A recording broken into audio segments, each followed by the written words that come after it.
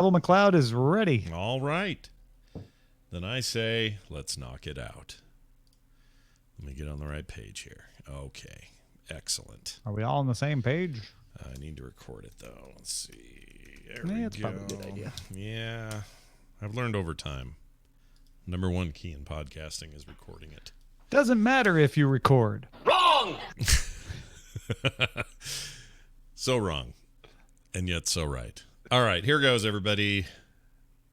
It begins in 3, 2, 1. I have Current Geek!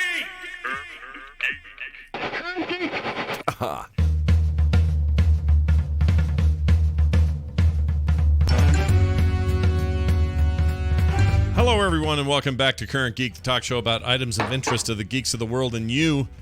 I'm Scott Johnson. He's Tom Merritt. Hi, Tom.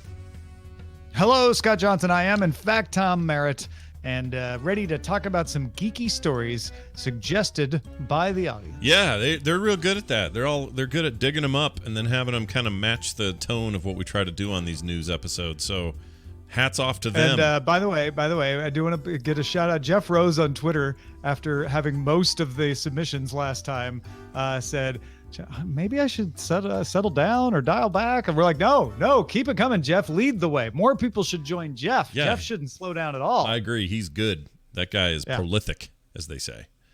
Very impressive. Jeff is not the problem here. No, it's the rest of you are the problem. It's the rest. Actually, we have a few more submitters this week, so I'm very happy. Oh, good. Well, everyone be more like Jeff. And now, sit still and listen as we do headlines. Herbert Hoover, Secretary of Commerce in 1922, finds infant radio facilitates news gathering, as do many others in high public office. Tom, what is going on? Researchers from the National University of Singapore, in collaboration with some researchers at the University of Essex and University of Cambridge, found that regular tea drinkers had brain regions that were interconnected in a more efficient way than those who avoided tea altogether. I feel as a coffee drinker, I should hasten to add, this study did not take coffee into account at all. This makes no claims about coffee. It's purely about tea versus not tea, but it's believed that compounds in tea may improve connections between regions of the brain. The study found the effect with green tea, with oolong, and with your good old-fashioned black tea that was drunk at least 4 times a week by people for about 25 years. Oh. So throwing back a couple of teacups this week ain't going to make a whole change. This is a long-term investment. I was going to say, if you get started now, let's say if you're 10 years old, good time to start, I guess. Yeah. If I do this, by the time I'm 75, I'll have increased brain interconnection. Great. It'll just be everything else that'll be wrong with us. This is interesting because I'm always fascinated by humans' ability or inability to find connections between the things we consume and the end result of those things. So now we finally have a study that says, hey, over 25 years, a little tea will do you some good. But man, what a bummer. I mean, this is something where we study these things to find out, because people are like, you're drinking too much tea, or somebody's like, I think tea is the secret of my success, and so the scientists are like, I don't know, let's find out, let's look. Yep. Can we find any connections at all? And they did. They found some connections. Now, whether it actually does improve connections between regions of the brain needs further study. All they found was a correlation between regular tea drinkers and having those increased interconnections. Could be that having those increased interconnections makes you crave tea. I don't know. You got to do more studies on that. Yeah. I'm not a big tea drinker because I don't like the taste. I also don't like coffee for the same reason. I think it's gross. Just not for me. And yet we're friends. Yeah, we're friends somehow. It just shows. Yeah. It takes different strokes to rule the world. That's right. If we learned anything from different strokes, it was that it took different strokes. Mr. Drummond hated tea also. That's right. But Willis loved it. He loved it. What you talking about, Willis? So in my case, I actually really like these little tea capsules that I get that are just kind of good for a little perking you up in the morning. But it's just green tea in like a capsule form. And so I guess I kind of do have, I like tea, but in a different form. And I wonder if that's. Wait, when you say it's a capsule, you just swallow a pill that has tea in it? It's got tea in it, yeah. It's like a little. And you say you like them? I like them. Or you like them better than drinking tea? I like it better than drinking tea because I don't have to taste it. I don't have to actually drink You're it. taking it because you think the green tea is good for you. That, and it's like a nice little, wake me up in the morning kind of thing. Yeah, because it gives you a little perk up. Yeah. Sure. Which a lot of people get from their regular tea drinking, but I'm just, Right. I'm not saying I this. wonder Yeah. if the pill form of tea has the same effect, or if you need the heat, if you need the brewing. Yeah, see, I don't know. Maybe not. I'm not saying it's one way or the other. Yeah, I don't know. I feel like either way, I'm too late to learn this now. So thanks a lot, science. Matuba's like, oh, Scott, that's actually speed. That's not. That capsule isn't green tea. Oh no! What have I done? Shoot! I was told it was green tea. It was really Adderall or some form of it. Dang it! Yeah, it's just it's the street name for. Well, what are you gonna do? Yeah, that green tea. Here's how I'll stay awake. I'll watch streaming services, but I sure Yeah, hope there's NBC more. announced its streaming service will launch in April 2020 under the name Peacock. What? Hold on. They're really gonna call it Peacock? And they're proud, I'm sure. Wow. To name it that. Right. I mean, let's just everybody take a moment to get the jokes out of your system. Do your little childish laughter. Yeah. It'd be like, as I've been saying today, it'd be like CBS calling their CBS All Access Big Eye. Big eye. But okay, Sure. It's going to be called Peacock, and it's going to have 15,000 hours of movies and back catalog of TV shows. There'll probably be some connection with the NBC Olympics coverage. They're definitely going to be promoting it during the Olympics.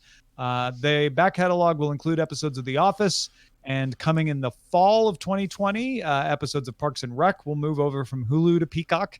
Peacock will launch originals in the autumn as well. One of the originals will be a reboot of Battlestar Galactica. Whoa. Because okay. we've needed that. It will be rebooted by Sam Esmail, who did Mr. Robot. I'm always interested in a Sam Esmail joint, so that'll be interesting. Sure. There's also a bunch of other stuff, comedy series from Ed Helms and Mike Schur. They were both parts of The Office. They'll be doing one called Rutherford Falls. There's a reboot of Saved by the Bell coming. And a limited series called Dr. Death starring Jamie Dornan, Alec Baldwin, and Christian Slater, among others. That's all coming in the fall, though. So April 2020, you get the back catalog of the movies. There's going to be some Olympics content on there. We don't know what yet. And then in the autumn of 2020, that's when you get all the originals starting to show up. Interesting. No price announced yet. Right. If they would have, I mean, everybody's getting into the streaming game and stuff, but if they had said full Olympic coverage, I would probably be pretty peaked on this because I don't do terrestrial TV anymore. And I don't really do an antenna, so I wouldn't mind seeing Olympic coverage in a way that would be cool, live or not. Something cool over there. Like, we'll see what that limited coverage means. But my bigger surprise with this is that, not surprise, I guess this is the way of streaming moving forward. The model is, here's a bunch of old stuff, but also we're making original content and only there. Like, that's the new way. That's just the thing we should expect from somebody's new streaming service, right? I mean, that was pioneered by HBO. Yeah. Right? Yeah. HBO said, we'll show back catalog of movies and create originals. And it worked great. And then Netflix came along and we're like, back catalog of movies and TV shows, and we'll make originals. And Hulu came along and said, back catalog of TV shows plus current TV shows plus movies, and we'll make originals. That is the formula. And it's a constant conversation where people are like, the streaming is too expensive. It's more expensive than cable. And to which I always respond that no, it's not. You don't have to have everything. Just don't subscribe to all of it. With cable, you had to pay your $100 plus a month, or you didn't get cable. Right. There was that choice. You could, play around with which tiers you wanted to subscribe to, but essentially it was all or nothing. Now you can decide to turn one on for a month, turn one off for a month, not have it at all, not worry about missing those shows. I mean, I think the older people are, the more likely they are to think, well, but how am I going to watch the shows everyone watches? And the fact of the matter is, we don't do that anymore. Right. Not everybody watches the same shows. There's the occasional Game of Thrones, which has a big audience, or a Walking Dead. But for the most part, people just watch different things the way we read different books, and we're just going to have to get used to that. Yeah. If anything, it's just a little bit more like, well, when's Netflix going to have something that you just have to see? And then we're all going to talk about for weeks. And the beauty is, when they do, Yeah. if you're not already a Netflix subscriber, you just subscribe for a month and watch it. Right. Now, more along the lines of what would probably be a bigger impact for our listeners and for you and I in particular, this Battlestar Galactica thing, I don't want to undersell this. This is them saying, hey, we're going to go and remake it again, or are they going to make it in the vein? Do we know, I guess? Are they going to make it in the vein of the 2000 early aughts Ron Moore business, or is this a whole new take? I guess we don't know all that, but it's called a reboot. Yeah. At this point, Okay. The otherwise, the log line is Battlestar Galactica returns to television with Sam Esmail producing. Okay. There was kind of an offhanded comment calling it a more modern take. What does that Although mean? Battlestar Galactica from Ronald Moore felt pretty modern when it came out back in the early 2000s, but I guess now that's, almost 20 years old. So I get, maybe it's time for a 20 years later take that is more modern. I guess, but it will be interesting. Isn't the whole concept of that show though is that it's set in some ancient past? Yeah, right. Exactly. So when you say modern, I mean, it's not modern in universe. It's just a modern take by us. Okay, this just struck me though. Yeah, Scott. Yeah. Battlestar Galactica came out at the end of the 70s. It did. Right? Mm-hmm. And then about 20 years later, you got the reboot from Ronald D. Moore. We're not quite as long, but we're almost 20 years later from the reboot with Ronald D. Moore. Yeah, that's true. Well, no, it was closer. It was closer to 30 years for the first jump. Wasn't it 78 to 2004? Was it came out because it came out what 2002, 2003? I guess 2003. I guess was the. It's getting closer to 25. Yeah, so yeah. Still though, that's. But it's not crazy. It's not like Battlestar Galactica just went off the air. No, right? you're right. I think of it that way though. Even though it was like 09 that it ended, it's like it's over still 10 kicking years around ago. in the consciousness. Exactly. Sure, and that's why. I may be the wrong. Well, whatever. I have to be their audience for this because who else cares about Battlestar Galactica except the guys like you young and I? Kids who never watched either of the other versions might be like, "Oh, what's this show? It's space. That's cool." I guess so. It just seems like the name needs to sell you, and then maybe the parents get it, and then the kids get into it. I don't know, but I'm curious about that. That is a tall order. The fact that Sam Esmail is involved is a huge thing for me because I'm into whatever he does next after Mr. Robot ends, and to find out it's this is weird. If his name wasn't attached, I think I would be a little more cynical about it. Oh yeah, But I'm already skeptical, but I'd be like fully against it if it was not someone like Sam Esmail involved. So I'm curious. And by the way, Netflix has reportedly struck a deal to get all 180 episodes of Seinfeld from Sony Pictures Television. That'll last for 5 years, starting in 2021. Hulu has it right now in the U.S. Amazon has it everywhere else, but in 2021, it's going to go to Netflix. So this battle over like, oh, Netflix is losing Friends, Netflix is losing The Office, everybody's taking things back. I've been saying for a while, it's not about taking back. It's about creating competitors, and we're finally getting competitors to Netflix. And if you're not going to create a streaming service, as Sony doesn't appear to be, then you're going to sell your stuff to people, and Netflix has the cash to buy your premiere content. So it bought Seinfeld. So yeah. This is what an open marketplace looks like. We just have to get used to it. Yeah, everyone get used to it. It's cool. I'll get my Seinfeld fix now. It turns out because I already have Hulu and Netflix, and I plan to keep those. Those are my two open services that are always sort of running.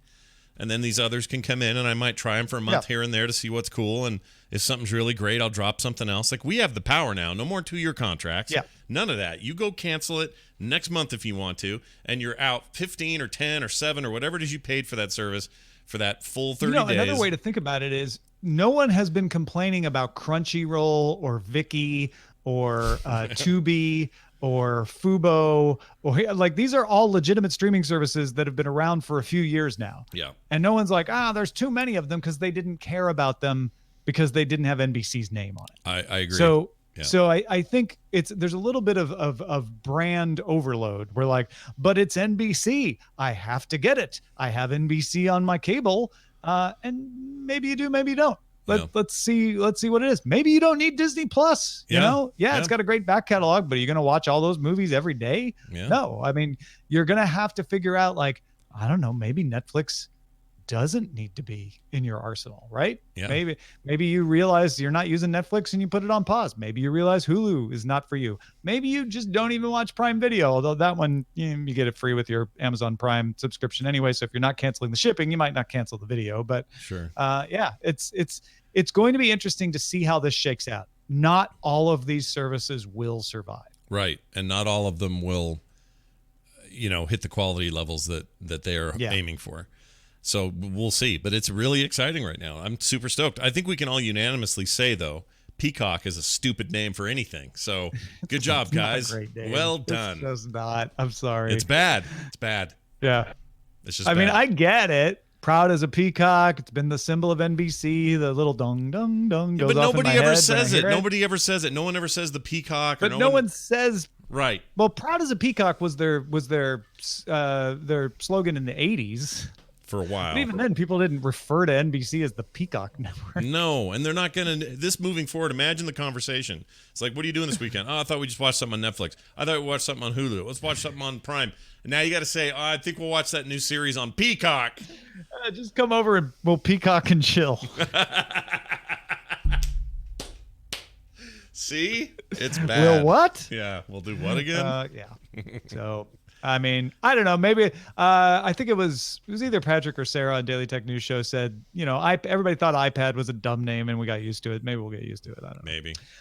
Discord is phasing out game bundles. Remember last year it launched game bundles for $10 a month or $99 annually as part of the Nitro subscription. Mm-hmm. Well, Discord said in a statement, while we and some of you love these games, the truth is the vast majority of Nitro subscribers didn't play them.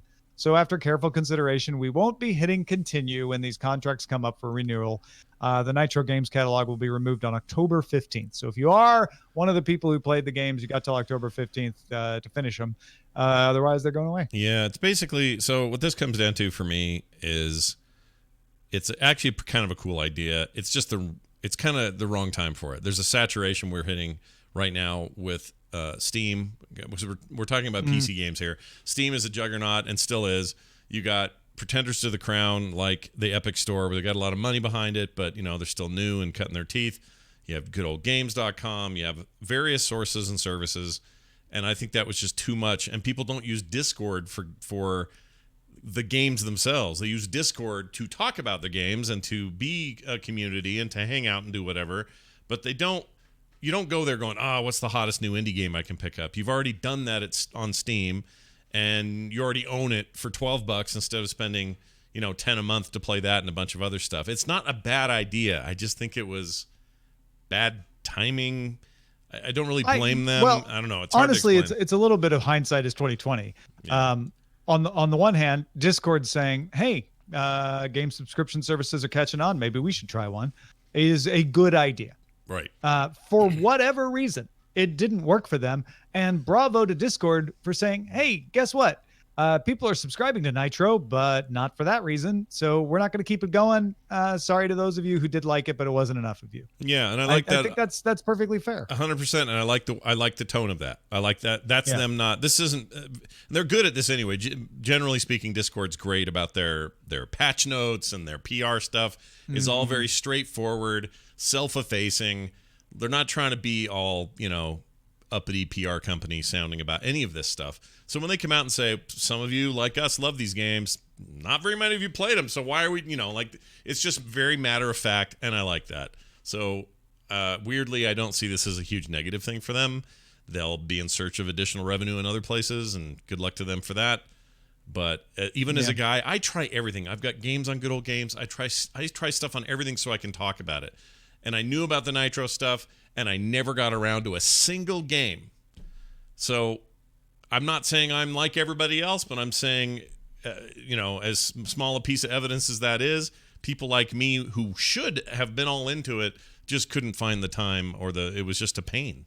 Like, why go sign up for a new thing? I'm already getting this through some other thing, or this is a game I already own. That's the other problem, is a lot of these games aren't day and date brand new games. These were games that have been out since 2016 and are great games, incredible games, but they're already available and people have already bought them and played them or have them on their Switch by now. Like, there's a lot of time has passed since they were new, and because they could never really get it around to here it is day and date brand new, it just kind of became untenable, and I'm not that surprised. So good luck to them. Every time I saw Nitro pitched to me as a thing I should pay for, it was about server features. If they pitched me games, which they very well may have, I didn't notice. Right. That never compelled me. But there would be like, hey, you can do these cool server things if you get Nitro. I'd always be like, well, that's interesting. Maybe I'll look into that. Yeah. That seems to be what most people do. And for the record, Discord, a cool name for a service.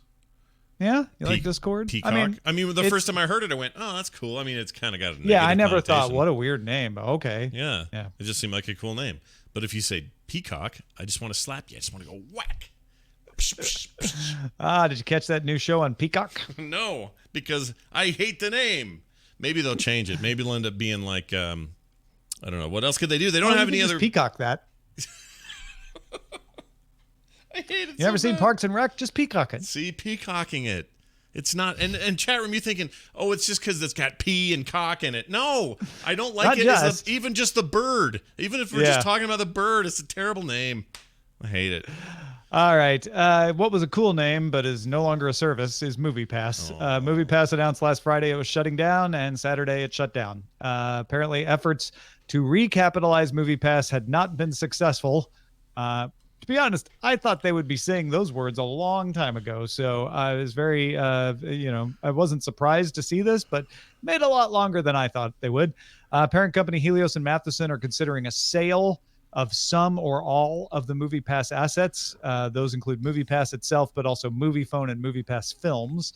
The original founder of MoviePass, who's no longer part of the company, is making noise about maybe trying to buy it back from Helios and Matheson. We'll see if he does that.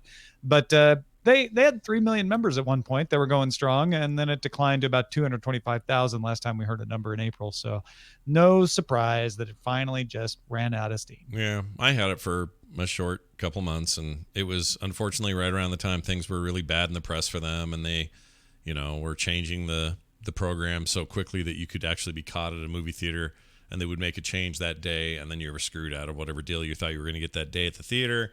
So it was real weird and real rough, and I always loved the idea, and it did feel like it felt like these guys were onto something that would very quickly be enacted by competing sources like AMC has and others, but that they just weren't going to be the ones to carry it through.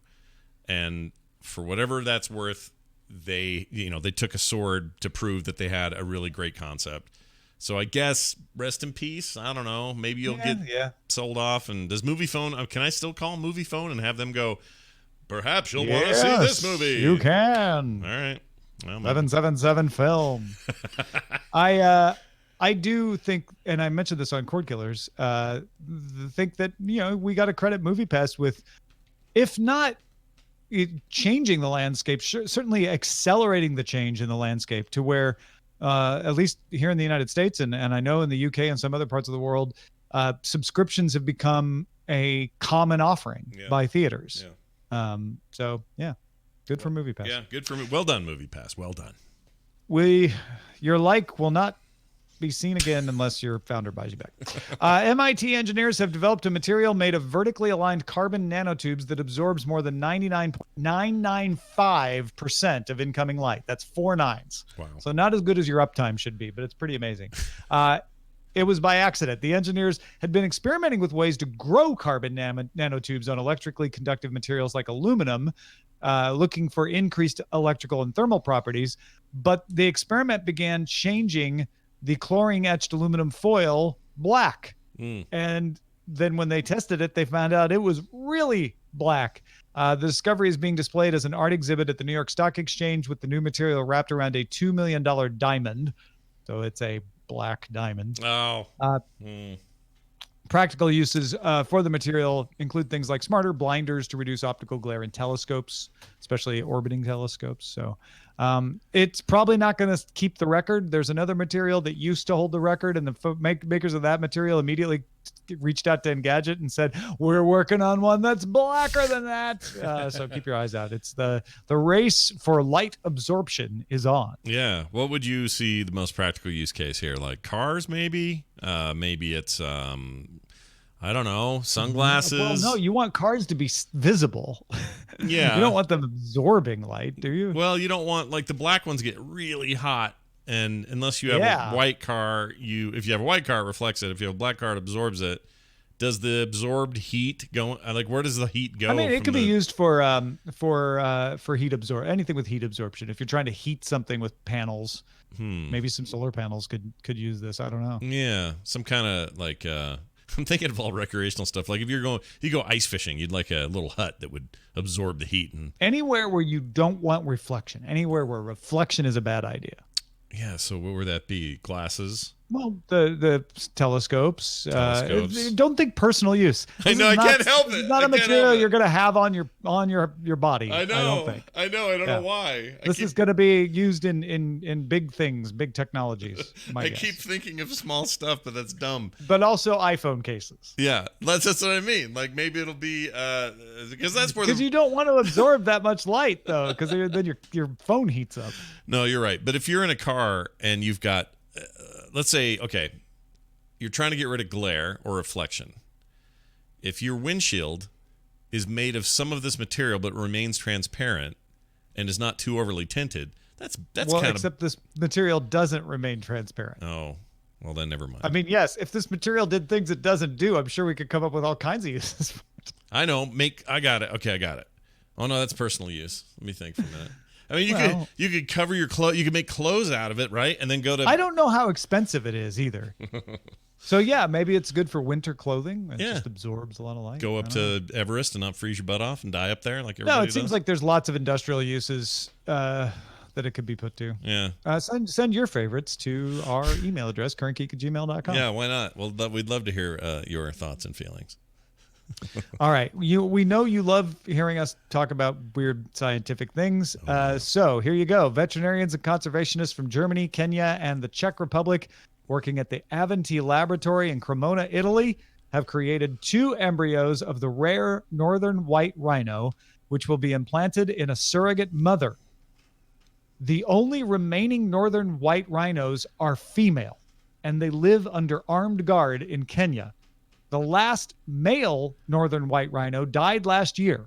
So these embryos are a big deal because they made them by taking preserved sperm from the male rhinos before they died and eggs that they extracted from one of the 2 surviving female white rhinos. If they can successfully implant the embryos and bring them to term, it's not a given that they can save the northern white rhino, but it would be a huge step. Yeah, that's really cool. Then what the guys in Kenya, what do? Go, why are we guarding these? Now they're everywhere. Now just put down their guns. Well, I think we've got some time before that happens. Well, I mean, the point is obviously there's like extreme. You think the guards in Kenya will work against this because they don't want to lose their job? But then if the white rhinos die out, they lose their job too. You're right. The whole point of them doing what they're doing is to protect the species because it is extremely dangerous in its current state in terms of it going away. So this is a good thing. I love this kind of stuff, and I hope what comes of it is more white rhinos. I'm trying to think if I've ever seen a white rhino. They're not like full on like albino looking, are they? And let's see. I can actually look that up.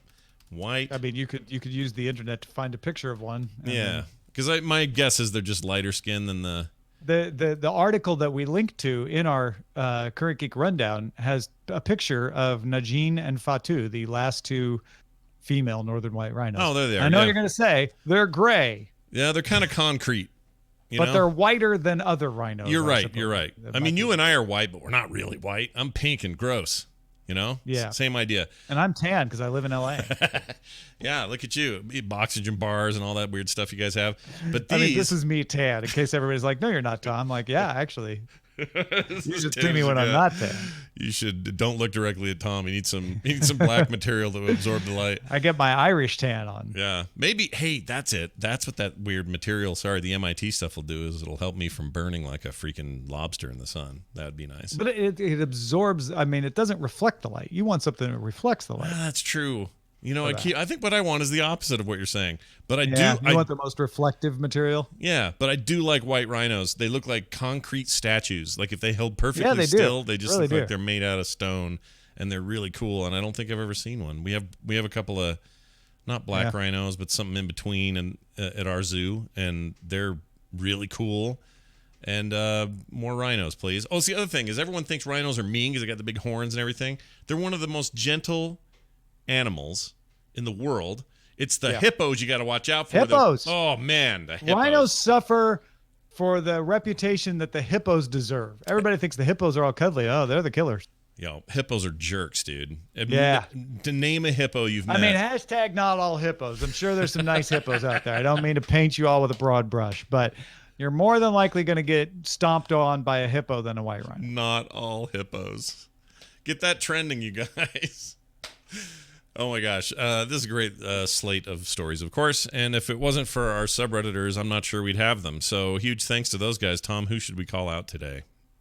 Well, of course, as we mentioned, we need to thank Jeff Rose, but also Master Zur, Wayne Something, and Very Understated. Thank you for joining the Jeff Rose Army and submitting stories and voting on them at currentgeek.reddit.com. We know you can't all submit, but you can all vote. It's not hard to go in and look and like, oh, that looks interesting. Let me upvote that. currentgeek.reddit.com. Nice. Now this. Rolling. All right, as you know, sometimes we do a segment on the show called Keep On Roland, where Tom reads Scott a passage from French literary critic Roland Barthes' seminal work, Mythologies. I would say Barthes. Here we go. Barthes. Here's your quote of the day, Scott. Take a look. Okay. Tell me, or listen, I guess, and tell me what you think of this. Okay.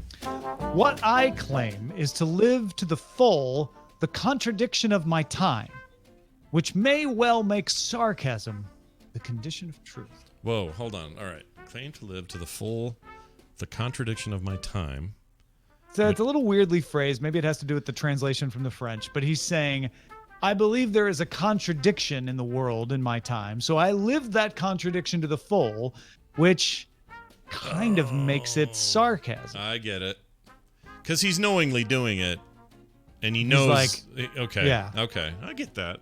Boy, this guy his head was in places, man. That dude he was thinking outside the box, as the kids say. He was smoking Galois and drinking espressos and all of that and more. Having a dip in his baguette and his wine or whatever they do over there in France. I don't know, but yeah, he was doing it. He was peacocking and chilling. Basically where I take this is he wanted to say sarcasm is the condition of truth. Yeah. And he's like, but how do I get there? How do I end up with that sentiment? Oh, the time is a contradiction and I live that. And that's okay, there we go. Yeah. Sorry. I mean, you could also say, like, comedians are always saying that comedy is a great way to tell the truth about hard things. Yeah. And this kind of falls into that a little bit. Sarcasm does, I think. Maybe a tiny bit. I don't know. I wonder if he's saying things like, I am a hardworking, lazy man. Could be that. I work hard at being lazy. I'm living the contradiction. I know. And what I just said was sarcastic. And that brings out the truth. The truth is we are all hardworking, lazy. It's pretty deep. Except in a French accent. Of course. And through the mouth of a white hippo. All right, that's it for that. Hey, real quick reminder here in the middle of the show. I have something to show the listeners here, actually. So I'm going to hold these up. Our Patreon has one level on it that you get custom art every month, and you get it in the form of collectible cards. Here's an example of one. I will describe it. Oh, thank you very much. Now, the only problem is, for those watching live, is my green screen is making some of this be green screen. So I apologize. A cow has been cut in half. It's a cow who has been bisected right down the middle. This is a piece of art I drew. This is actually the June 2019 card. As you can see, it's got Tom and I. Each half of the cow are the signatures of Tom and Scott. Yeah, very good. Very good. And then on the back, what do we have here? We got our name. See? Current Geek. See? Current Geek, the name is on the back of the card. At the top of the card, it says official Current Geek Patreon. All right, how about this one? This is another one here I'm holding up. Tom, you want to describe that for the listeners? Mario sits on the edge of an oversized Game Boy. That's right. Playing a Game Boy also, which is just... Playing a smaller version of the Game Boy. That's right. And up top, it is July 2019. So if you have supported us in that month, you would have gotten this as well. They are high quality, only get them this way. This, among many other cool rewards, can be yours simply by going to patreon.com/currentgeek and doing it today. The future promises even more startling things to come. All right, time for Forecast. We predict the future on the show. It used to be a whole show by itself, but now it's just a segment, and it's a fun way to sort of look ahead and not back. Happier that way. I agree. So I got one this week. Here's an interesting one, and I stole it from Brian Ibbett. He had this great idea, and I said, dude, I'm using that on Current Geek. He said, no problem. So to give him full credit, here is something Brian Ibbett told me that I think is genius. In the future, audiobooks will allow you, because we've gotten so good at deep fake, not just video and photo and stuff, but audio is going to be included in this as well. It's one of the good sides of us being able to sort of create tenor, tone, and accents and that sort of thing from people's voices and duplicate those voices, one of the upsides will be we can choose anybody to narrate our books. So you'll go get a copy of, you'll download an audiobook copy of, I don't know, let's say Stephen King's The Stand, because it's on my mind right now. And if you decide, I really want Phyllis Diller to narrate the entirety of The Stand, you can do it. And you could change midway and go, you know what? Don't want to do that anymore. How about David Hasselhoff? How about 1,000 other names? How about I want to construct my own kind of cool voice of an accent? I want a low male voice. Return of the Jedi, as read by Phyllis Diller. Yes. I can't, Han. Is that your Phyllis Diller? Is that what that is? That's pretty good. As close as I'm gonna get. That's pretty good. But the idea being that you no longer have to just deal with the narrator you got. Instead, computers going to be so good at replicating human voices that you just get Morgan Freeman or someone just typed Morgan Freeman. Morgan Freeman. I mean, or it's going anybody to be you want. Morgan Freeman. Yeah, of course. Yeah, he's going to be like way up on that top 10 list of voices people use. But the big question, Morgan Freeman should leave his phonemes to science. Right? He should do that. But here's the problem. Here's the problem, and it's a fair problem. Nobody's going to want to do that for free. In other words, if you're going to represent somebody's voice, there's going to be all kinds of freak out about, that needs to be A, approved by them, and B, they need to see money from that. Yeah, but I mean, it may not be like freely available, any voice you want for anybody all the time, open source, which we would love. Yeah. But it'll probably happen maybe in more limited situations unless we reform copyright law, which who knows, maybe we will. But yeah, I mean, it's not like intellectual property law would stop this from happening altogether. Right. Because somebody will say, providing a selection of 5 different narrators in my audiobook is great. I will make money off that. Right. And here's the funny thing about the argument about making money, though. Because you're using that person's voice likeness, it makes sense that they should get something on the back end. However, they're not actually doing the work.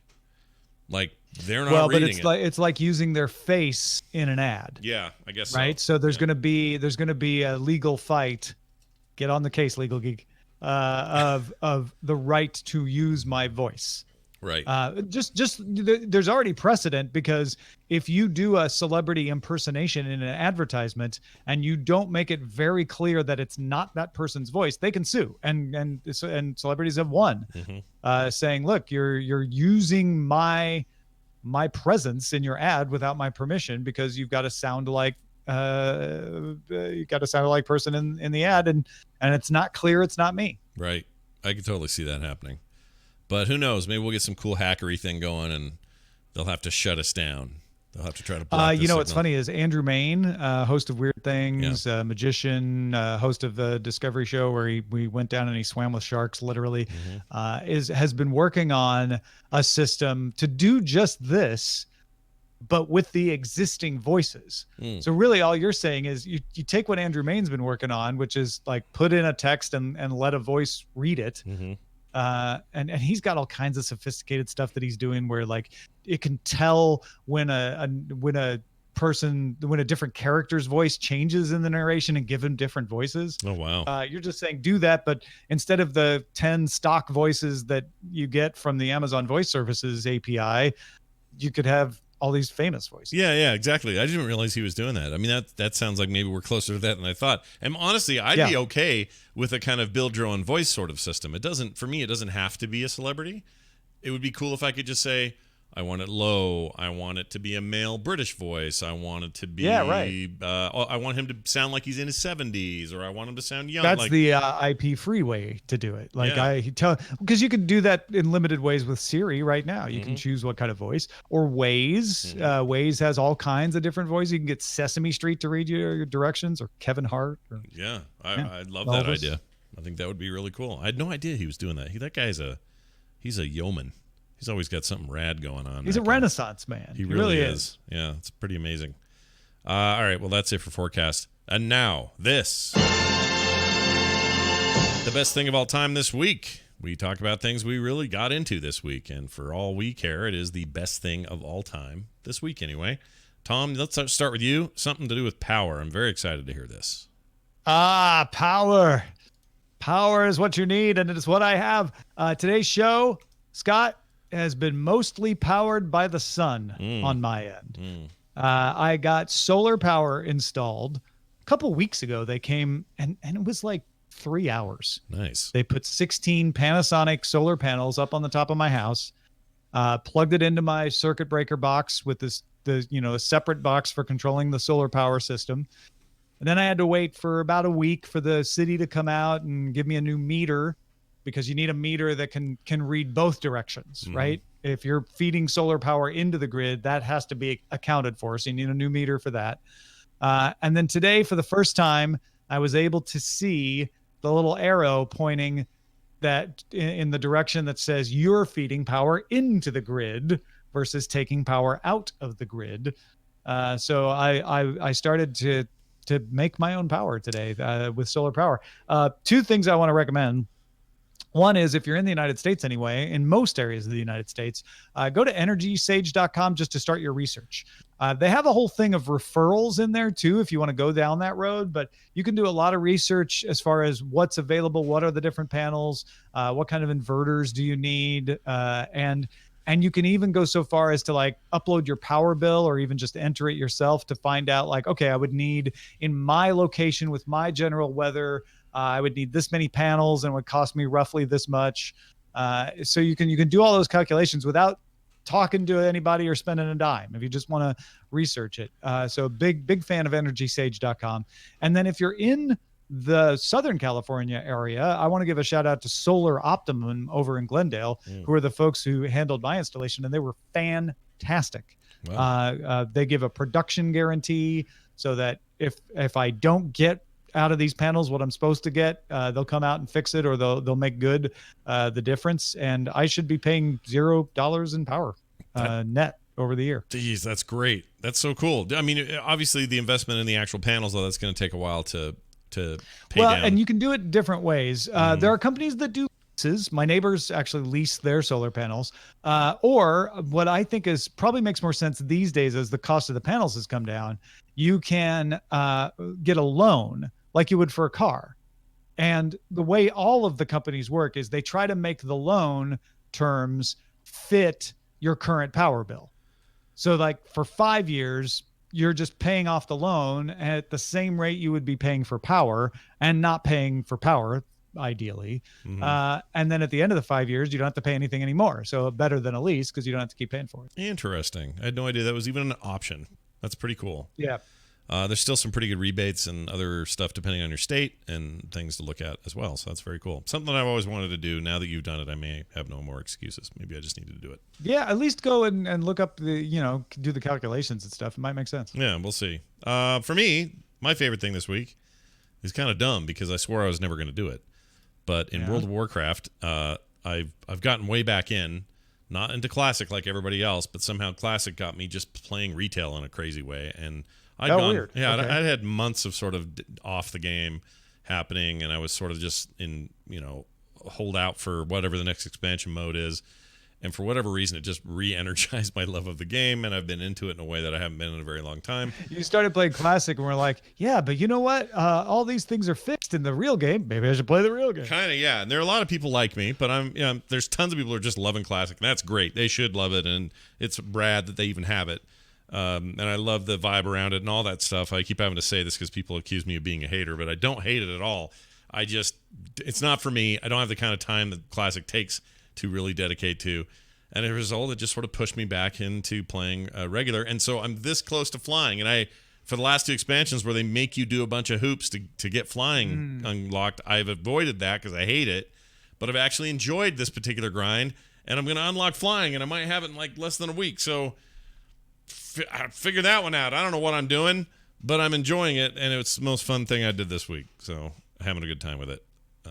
So flying in the expansion regions. In the expansion. You obviously. Oh, yeah, and all the previous stuff. Everywhere you can fly before, you just fly. But in the new zones, the way they started doing this with Warlords Forward, they made it so you had to, toward the end of the expansion, they would release these sets of achievements you'd have to do. Yeah, yeah. And if you did them, then you could fly in the stuff, the current stuff. It's actually kind of I like the idea that you can't fly at all till the very end of things. I don't love that they make you do a bunch of stuff to do it, but I'm enjoying it. So maybe they were right. I was wrong the whole time. Maybe, it turns out. I don't know. It's very odd. So that's That's me, and that's what I'm enjoying this week. All right, real quick, we got a couple emails I'm going to tear through here from listeners, and I just like these both, so I'm doing both. One was from Cash Nexus, who says, "Hi, Scott and Tom. Scott's forecast about the personal hover drone buzzing around us all gave me gave me this thought. This would make for a great futuristic remake of the Golden Compass." Thanks for the show, Cash Nexus. So, Golden Compass is being made, isn't it? Or it's his Dark Materials is being made. Oh, did I lose Tom? Did I lose everybody? Or did Tom just freeze? Do you guys hear me still? Oh, yeah, you're back now. Okay. I lost you. Oh, that was weird. I blame solar. Just kidding. I don't blame it. All right. I thought I went away, but I guess I didn't. It was just you that went away. You did. You went away from me. Oh, weird. Okay. But I saw on Twitch that you were still talking, so I'm like, well, he must still be on. He must still have the internet. So he's there somehow. I Weird. hung up and reconnected, and that seemed to fix All it. right. No problem. Anyway, what I was saying was, what was it? It was, the Golden Compass movie was not that great, but I know people love those books, and I guess this Dark Materials thing that's coming to HBO should maybe scratch all those itches for people. But I don't know really what that show's going to do and where it's going to take it. But the idea of hovering drones hovering about us as personal drones is an interesting idea. Yeah, that's a good idea. I like it. Thanks, Cash Nexus. Then we got one here from Drew from Atlanta, who says, "My wife and I are talking about the Friends theme not long ago and came across an article." He says, here's the TLDR. The link is in our notes, but here's what he says. He says, "The Rembrandts didn't write the song. They only performed it. And honestly, didn't really want anything to do with it, but a radio station cut together a single cut of it themselves, which spread around the country. This got record studios to put pressure on them to actually record a full song version, which they ended up making, and that made them a ton of money." Well, yes and no. Actually, I read this AV Club article, and while it's right that they basically wanted a pop song for Friends, so because it was being made by Warner, they went to Warner Brothers Records and said, "Who do you got that you can force to write us a 45-second pop song?" And they're like, "Well, we have this one songwriter who owes us a seventh of a song on her contract for some odd reason." So they agreed that she would write that. So she took a week to write it. She has all these notes still. She said she kept them of all the things she wrote down because she kept watching the pilot and writing down things about the character. She wrote up the words, and they're like, "Okay, great. Who do we get? Well, what about the Rembrandts? They're on Warner Brothers. We can bring them in." And the Rembrandts were like, "Yeah, sure. This sounds fun. We like the show. Just don't tell anybody it's us because we're trying to be, early 90s serious alternative rock stars. That's just the way it is, baby." Yeah. Which was their big hit at the time. Yeah. So they wrote the song. And then, that radio station looked for a single version and couldn't find one. So they basically just took the theme from the TV show and cut it together 3 times in a way that sounded like a regular length single. And people loved it, and it took off, and the Rembrandts were mad. The record company was mad. They tried to stop radio from playing it. They're like, "This isn't helping anyone. No one's getting any money from this. It's not promoting the show. It's not promoting the album." But eventually, it just had such a life of its own that the record company forced the Rembrandts to record a version and add it to their record LP. LP was a dark, like more rocking version of the Rembrandts. So the song sticks out like a sore thumb. Apparently, they just tacked it on as a bonus track, like a hidden bonus track, so that it wouldn't disrupt the track listing. But they didn't release it as a single. So it spent 8 weeks at #1 on Billboard with no single out there. You had to buy the album LP to get it. And that's where he's like, it ended up making them money because they sold full albums to people who just wanted that song. Yeah, that's crazy how that all panned out. Well, you can't stop the signal when a song's that popular, man. What are you going to do? You got to let it live. Let it breathe. That's it for emails. Thanks, Drew, and thanks, Cash. You can both send, or they both send emails to currentgeek@gmail.com. That's currentgeek@gmail.com. You have thoughts and questions or things about our news episodes, you want to talk about our film episodes, or even our autopilots. That's great. Whatever you got, we're here to read it. Speaking of which, next week we've got Snow White and the Seven Dwarves, 1937 animated classic from Disney Studios. The first, well, was it the first fully animated? Yeah, the first full-length Disney animated movie. Yes. Feature film. Was it the first feature film ever by anyone or just Disney? We'll find out, I guess. No, I don't think that. I think it was just Disney's first. I think you might be right. 37, though. Man, that was a long time ago. Anyway, I don't think I've seen it since I was a kid, so I'm totally looking forward to this. This is on our giant list of best movies ever, and we're watching them for our film festival next week, Snow White and the Seven Dwarves. Well, I don't know. It might have been the first fully animated feature film, too. Of all time. All right, well, we'll find out.